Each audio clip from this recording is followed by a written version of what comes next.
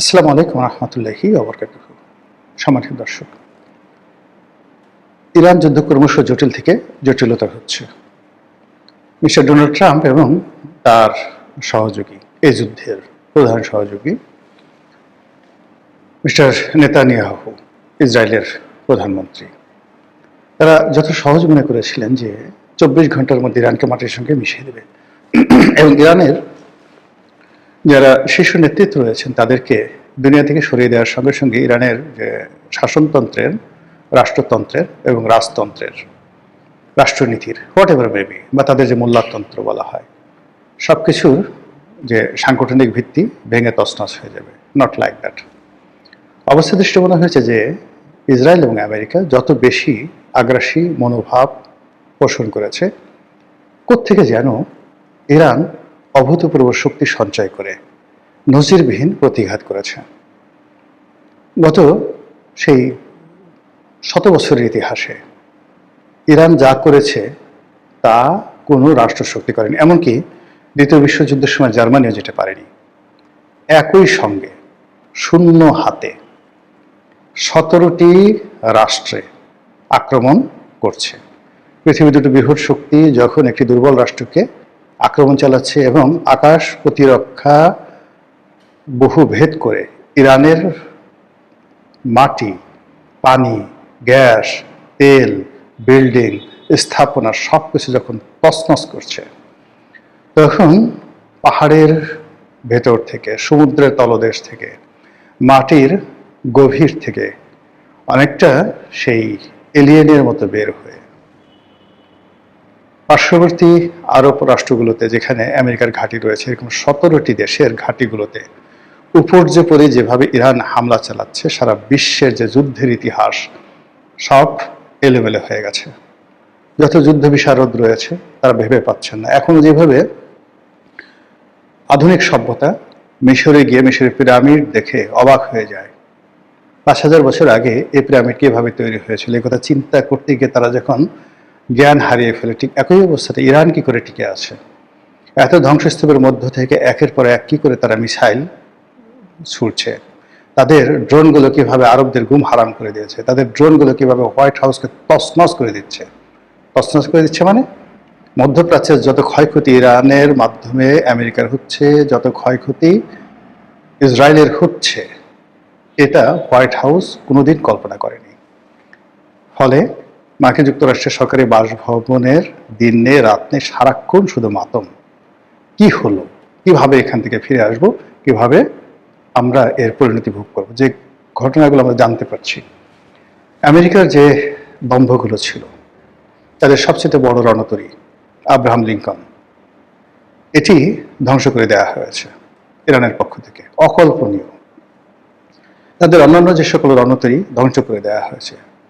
যে সকল সূত্র থেকে খবর আসছে, এ যাবৎকালে কম করে 1000 মার্কিন সৈন্য মধ্যপ্রাচ্যে নিহত হয়েছেন ইরানের আঘাতে। অন্যদিকে ইরানের যে ব্যালিস্টিক মিসাইল, সেই মিসাইলের আঘাতে তেল আবিব সহ ইসরায়েলের যে বড় বড় শহরগুলো রয়েছে, বন্দরগুলো রয়েছে, নদী বন্দর নয়, সমুদ্র বন্দরগুলো রয়েছে, হাইফার মতো বন্দর, তেল আবিবের মতো বিমানবন্দর, তাদের যে ক্যান্টনমেন্টগুলো রয়েছে, সেখানে কি পরিমাণ ক্ষয়ক্ষতি হয়েছে, কত মানুষ মারা গিয়েছে আমরা এখন পর্যন্ত জানি না। ইতিমধ্যে হিজবুল্লাহ লেবানন থেকে যেভাবে আক্রমণ চালাচ্ছে, এই আক্রমণ ইসরায়েলকে তছনছ করে দিচ্ছে। আপনাদের মনে আছে যে এর আগে কেবলমাত্র হিজবুল্লাহর সাথে কিন্তু ইসরায়েল যুদ্ধ করে পারেনি, এবং সেই হিজবুল্লাহ ভার্সেস ইসরায়েলের যুদ্ধে তখন ইসরায়েলকে নতজানু হয়ে হিজবুল্লাহর সাথে যুদ্ধবিরতি করতে হয়েছিল। এখন এই গত কয়েকদিনের যে সংঘাত, সে সংঘাতে ইসরায়েলের আয়রন ডোম, আকাশ প্রতিরক্ষা ব্যবস্থা থেকে শুরু করে পুরো জিনিস ভেঙে তছনছ হয়ে গেছে, এবং ইসরায়েলের বহু শহর এখন দ্বিতীয় গাজা। তারা যেভাবে গাজাকে ভেঙে চুরে চুরমার করে দিয়েছে, এভাবে ইসরায়েলের শহর, বন্দর, গ্রাম তছনছ হয়ে গেছে। ঠিক সেই সময়টাতে হিজবুল্লাহ আক্রমণ করছে।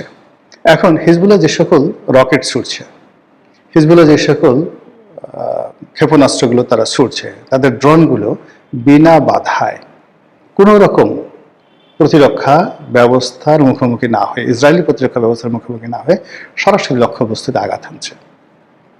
এখন যদি ইসরায়েলের অভ্যন্তরে হামাস ঢুকে পড়ে, তারপর হুতিরা ঢুকে পড়ে এবং যাকে বলা হয় এই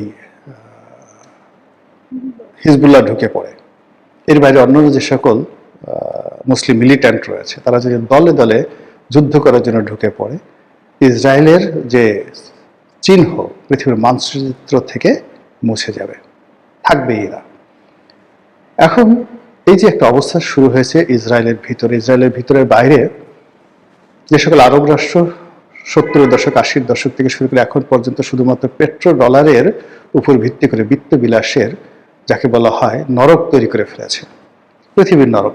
দুবাইতে যান, জাহান্নাম, নারী দ্বারা, মদ দ্বারা, জুয়া দ্বারা এই পৃথিবীকে কতটা অশ্লীল এবং অশ্রাব্য করতে পারে মানুষ, সেটা দেখতে হলে আপনাকে দুবাই যেতে হবে, পাপের শহর।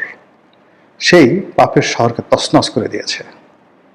সৌদি আরবের বিভিন্ন স্থাপনায় আঘাত আনা হচ্ছে, ফলে আরবরা এখন তাদের দেশে মার্কিন যে ঘাঁটি রয়েছে সেই ঘাঁটি নিয়ে তারা চিন্তিত হয়ে পড়েছে। মার্কিন নাগরিকরা মধ্যপ্রাচ্য থেকে পালাচ্ছে, পাগলের মতো পালাচ্ছে। আর ইরান এই সময়টা অত্যন্ত নিখুঁতভাবে দুবাই শহরের কোন হোটেলের কোন রুমে আমেরিকানরা শুয়ে আছে, রিয়াদের মানে সৌদি আরবের রাজধানী রিয়াদের কোন শহরে, কোন উপশহরে, কোন গলিতে আমেরিকানরা পালিয়ে আছে, নিখুঁত স্যাটেলাইট চিত্র তারা পেয়ে যাচ্ছে। বলা হচ্ছে রাশিয়া দিচ্ছে, বলা হচ্ছে চীন দিচ্ছে, হোয়াট এভার মেবি, কিন্তু তারা তো পাচ্ছে।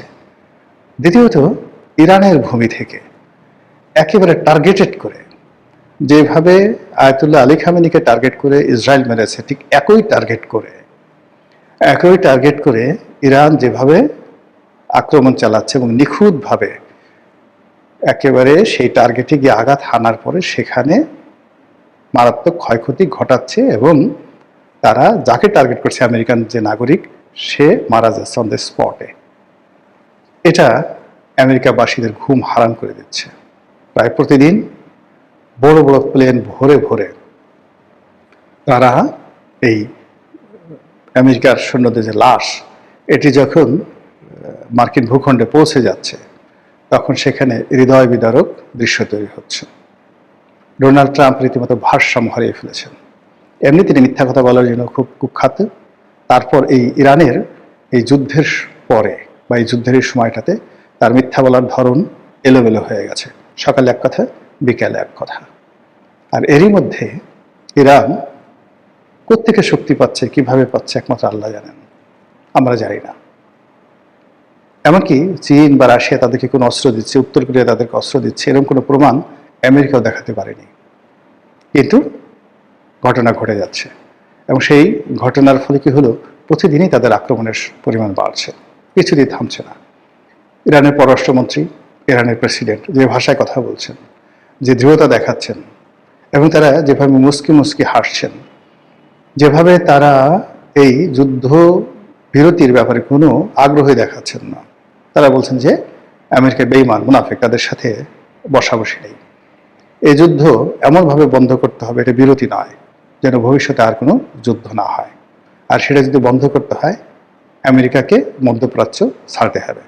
এই যুদ্ধের ক্ষয়ক্ষতি যা হয়েছে সেটা তাদেরকে পুষিয়ে দিতে হবে এবং ইরান নামক রাষ্ট্রের বিরুদ্ধে তারা যাবৎ যে সকল শয়তানি করেছে এইগুলোর লভ্যাংশ সহ ইরানকে ফেরত দিতে হবে।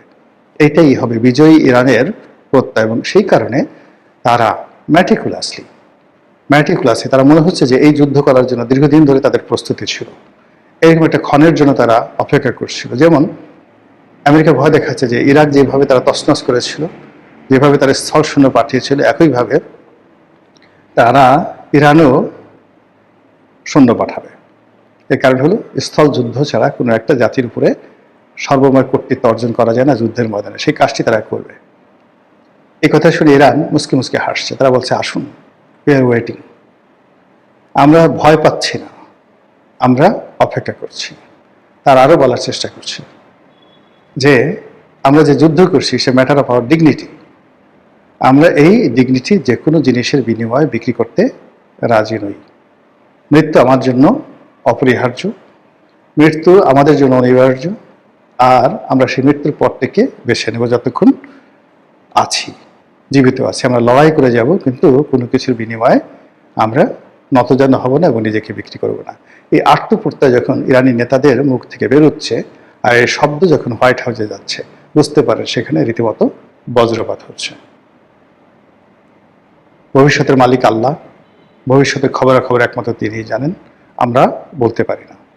কাজেই ইরানের যে যুদ্ধ চলছে, যে অসম যুদ্ধ চলছে, যে জাহিলিপনা চলছে, যে জুলুম চলছে, আমরা চাই যারা সাধারণ আমজনতা এটার একটা প্রাকৃতিক বিচার হোক। ইরানের এই ভূমি থেকে, এই যুদ্ধ থেকে ইসরায়েল এবং আমেরিকা এমন শিক্ষা পাক, আগামী 100 বছরে এই পৃথিবীর কোনো উদ্যত শাসক যেন অন্য কোনো জাতিগোষ্ঠীকে আক্রমণ করার দুঃসাহস না দেখায়। মহান আল্লাহ আমাদের সবাইকে হেদায়েত দান করুন এবং হেফাজত করুন। আসসালামু আলাইকুম ওয়া রাহমাতুল্লাহি ওয়া বারাকাতুহু।